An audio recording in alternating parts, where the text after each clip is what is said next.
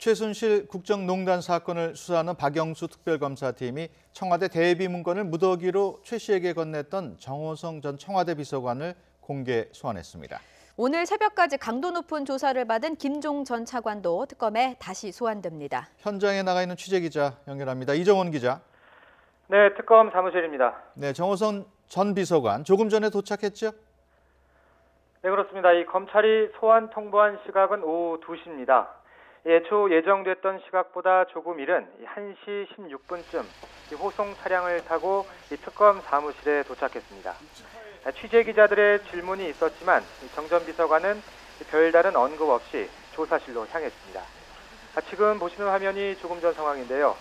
어제부터 핵심 피의자들이 줄 소환되면서 특검 사무실 주변을 경찰 140여 명이 에워싸는 등 참엄한 분위기 속에서 긴장감이 흐르고 있습니다.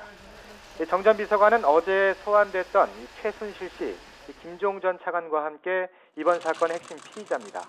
특히 검찰 수사 과정에선 최 씨와 박근혜 대통령이 등장하는 녹음 파일이 정 전 비서관의 휴대전화에서 쏟아져 나와 이번 수사의 핵심적인 물증이 되기도 했습니다.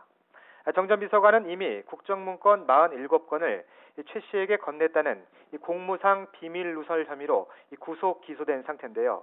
이와 관련한 개괄적인 조사가 진행되겠지만 뇌물사나 세월호 7시간 의혹 또 김기춘 전 실장이나 우병우 전 수석을 겨냥한 조사 가능성 배제할 수 없습니다. 문고리 3인방으로 불리며 박 대통령을 가까이서 보좌한 만큼 모든 의혹에 연결고리 역할을 했을 가능성이 크기 때문입니다.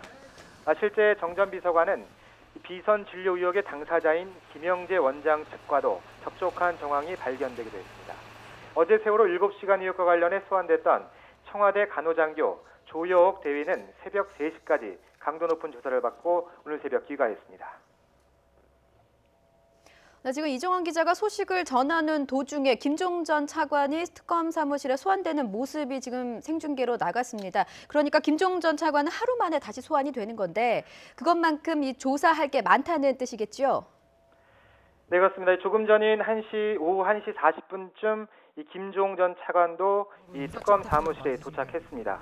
어제와 마찬가지로 보신 것처럼 수의 차림에 마스크를 쓴 상태로 침묵으로 일관한 채 조사실로 향했는데요.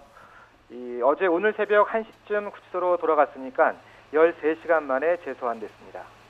특검 관계자는 김 전 차관을 상대로 확인해야 할 부분이 꽤 많아 오늘 오후 다시 불렀다고 말했는데요. 특검팀은 수사 준비 기간 유진용 전 문체부 장관을 별도의 장소에서 사전 조사를 벌인 것으로 확인됐습니다. 김 전 차관이 전 문체부 공무원을 평창올림픽 조직위원회 부위원장으로 앉히려다가 유 전 장관의 반대로 막히자 김기춘 전 비서실장을 동원해 다시 압력을 넣었다는 진술을 확보한 것으로 알려졌습니다. 이 같은 인사 개입 의혹과 함께 일단 어제 조사에선 최 씨 조카 장시호 씨의 동계 스포츠 영재센터에 삼성이 김 전 차관의 강요로 16억 원가량을 지원한 배경 등이 집중적으로 조사됐는데요. 다만 어제 특검 대변인 이규철 특검보는 최 씨와 김 전 차관의 공소 사실은 특검 수사 대상의 극히 일부분이라고 말했습니다. 다시 말해 이미 기소되지 않은 의혹들에 이 수사의 초점이 맞춰져 있다는 얘기인데요. 검찰에서 수사가 진행되지 못했던 김기춘 전 실장과 우병우 전 수석을 둘러싼 직권남용이나 직무유기 혐의에 대한 수사가 조만간 본격화될 전망입니다. 지금까지 박용수 특검 사무실에서 YTN 이정원입니다.